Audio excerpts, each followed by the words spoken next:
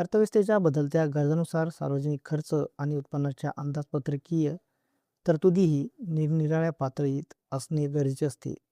त्यानुसार शासकीय अंदाजपत्रकाचे 3 प्रकार पडतात. एक, समतोल अंदाजपत्रक. ज्या अंदाजपत्रकात सरकारचे अपेक्षित उत्पन्न आणि अपेक्षित खर्च समान असतो त्याला समतोल अंदाजपत्रक म्हणतात. 2, तुटीचे अंदाजपत्रक. ज्या अंदाजपत्रकात सरकारचा खर्च उत्पन्नापेक्षा जास्त असतो त्याला तुटीचे अंदाजपत्रक म्हणतात. मंदीच्या काळात आर्थिक विकास वाढवण्यासाठी हे उपयोगी ठरते. 3, शिल्लकीचे अंदाजपत्रक.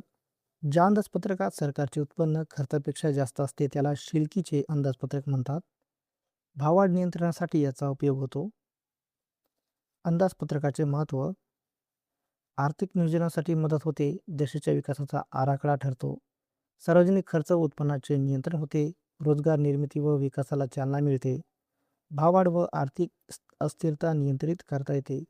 सरकारी धोरणांचे प्रभावी अंमलबजावणी साधते.